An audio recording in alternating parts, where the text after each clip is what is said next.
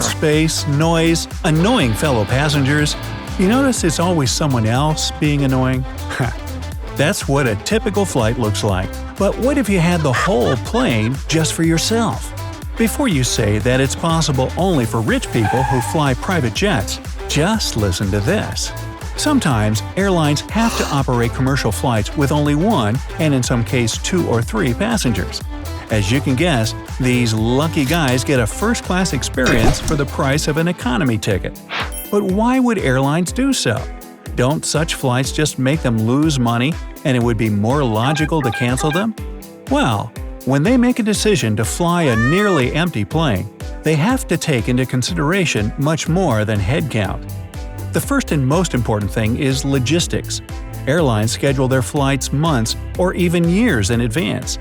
These complicated timetables need every plane to be at a specific place at specific times.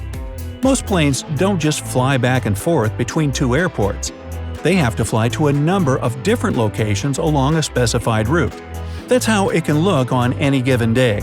An empty plane rushes from Airport A to Airport B, where a full house of passengers is waiting to get to Airport C by dinner. Besides, airline crews use empty planes to reposition crew workers to the places where they're needed. Also, each plane has to go through maintenance, which often happens overnight, and since maintenance is performed at pre-planned intervals, a plane has to be at the right place and time. So canceling a flight just because it's lightly booked can disrupt this intricate web of different timetables, turning the perfect system into chaos.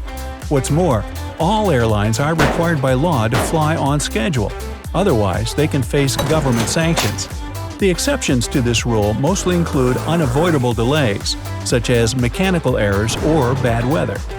Now, let's remember that planes usually carry not only passengers, but freight as well. So even if the flight is underbooked, the cargo holds can be full, and revenue from the cargo can cover most of the expenses for this particular flight. But why wouldn't airlines have a fire sale of seats on such empty planes close to flight time?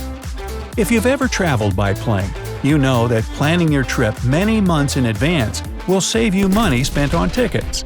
Airlines offer lower prices only for early bird seats.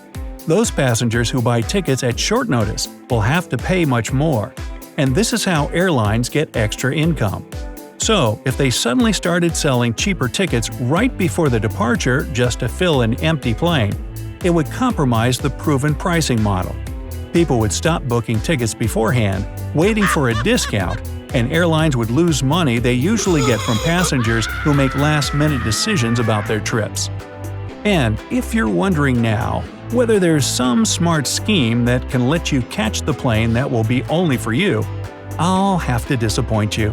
Your chances to win this transportation lottery are slim. You have to fly 95 times, and somewhere between your flight 96 and number 100, you might hit the jackpot. But there's still some tips that can help you get a more comfortable trip by having an extra seat next to yours that will allow you to get better sleep and stretch your legs.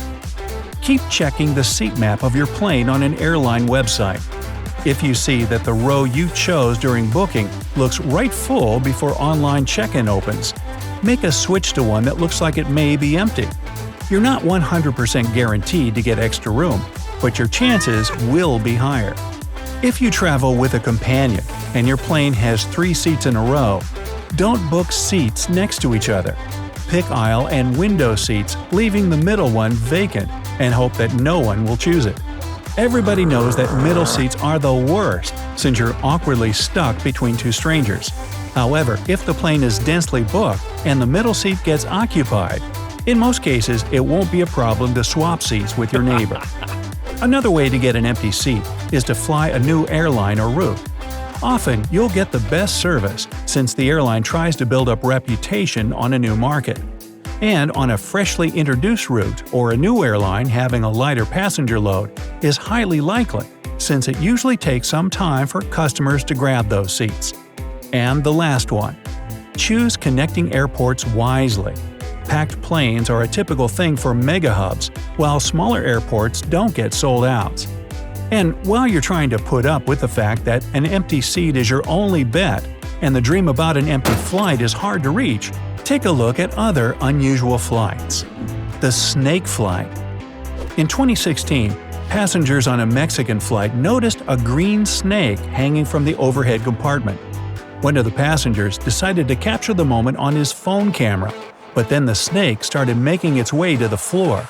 The person jumped from their seat, unbuckling the belt in a blink of an eye. Luckily, no one got bitten, since everyone on board kept their distance from the snake. The pilots still made an emergency landing in Mexico City, though. The employees tried to figure out how the animal got on the plane, but failed. Any idea how this could happen? Let me know down in the comments. The longest non-stop passenger flight. In October 2019, Australian carrier Qantas decided to test the long-haul route from New York to Sydney and see how such a journey would affect both passengers and the crew. 49 people on board spent 19 hours and 16 minutes in the air traveling a 10,000-mile route. To have enough fuel without refueling, the plane took off with restricted baggage load and no cargo. During the flight, they examined how crossing so many time zones affects people's bodies by monitoring brain waves and alertness of the pilots and the levels of melatonin of passengers. However, it was only a test, and Qantas plans to make this flight regular in 2022. The falling gold flight.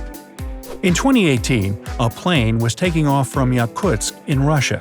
The cargo was probably too heavy for the latch of the plane's door, and it started falling out right on the runway. Now imagine a typical runway littered with gold bars, gems, and precious metals. Because this was what the cargo was. All those valuables belonged to a Canadian mining company that planned to transport the goods. The loss of the company because of this incident was valued at a staggering $368 million. Since the plane flew a few miles from the airport before landing, some gems or gold might have fallen into someone's yard. If this happened to my yard, I'd buy a new car. What about you? The shortest scheduled passenger flight. We are so used to long and exhausting trips by plane, but this flight will take you just 2 minutes. In the Orkney Islands in Scotland, there are two airports, Westray and Papa Westray, that are located in spitting distance of each other. The air journey between them covers a distance of 16 miles. You're going to be up in the sky for about 47 seconds, and then about a minute the pilots need for taxiing, takeoff, and landing. This route connects two nearby inhabited pieces of land in the North Sea. They carry kids to school, bring some cargo, and as an amusing experience for tourists who come to see the huge amount of historical and archaeological sites on the islands. The shortest international passenger flight. It takes only 8 minutes to get from St. Gallen Altenrhein in Switzerland to Friedrichshafen in Germany. The plane flies over a big, long Constance Lake that separates these two countries. The flights are frequent but not overcrowded. They usually carry up to 50 people at a time. There are other ways to travel between the two cities, by car and by ferry, but it's 10 times longer than by air. Hey, if you learned something new today, then give the video a like and share it with a friend. And here are some other cool videos I think you'll enjoy. Just click to the left or right. And remember, stay on the bright side of life.